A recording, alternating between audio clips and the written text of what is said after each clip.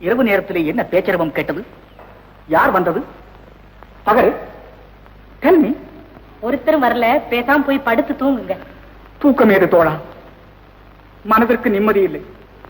குறிப்பிட்ட நேரத்தில் என் கண்மணி நடை அலங்காரி என்னை வந்து சந்திக்கவில்லை. எந்த மூலையில் எந்த ஆசனத்தில் அமர்ந்திருக்கிறாளோ அதனால் சஞ்சலம் அதிகரித்து நெஞ்சிலே குமுறி எழுந்த தூக்கம் கண்ணிற்கு வந்து நீராக பெருகி ஆறாக ஓடுதடா.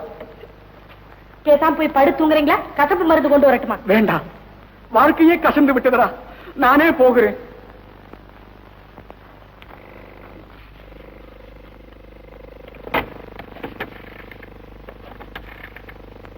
ஹலோ, யாரு? மேரியா? நான் சுமதி பேசுறேன். இன்னைக்கு சாயந்தரம் கௌரின்னு ஒரு பொண்ணை அட்மிட் செய்தோம்ல, அந்த பொண்ணுடைய புருஷன் மருந்து வாங்க பணம் இல்லாத காரணத்தினால என் வீட்டுல திருட வந்துட்டான். என்ன ஆச்சரியப்படுறேன், ஆனா அடுத்த நிமிஷமே தன் காட்டான். அதனால நான் அவனை மன்னிச்சிட்டேன். அந்த கௌரிக்கு வேண்டிய மருந்தெல்லாம் நீங்களே வாங்கி கொடுத்துருங்க. மோகனா, உனக்கு விஷயம் தெரியுமா?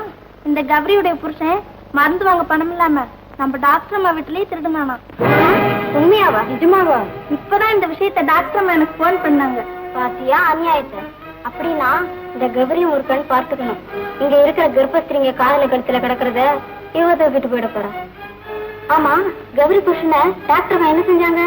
அடக்கேன்னு சொல்றேன். அப்படியா?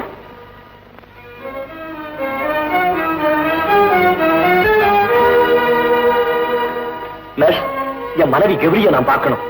இந்த அம்மா காலையில யாருக்கும் தெரியாம எங்கேயோ போயிட்டாங்க சார். என்னது? எங்கே போயிட்டாங்களா? எங்க போனாங்க? தெரியாது சார். டாக்டர் அம்மா வந்தா இப்போ என்ன பதில் சொல்ற?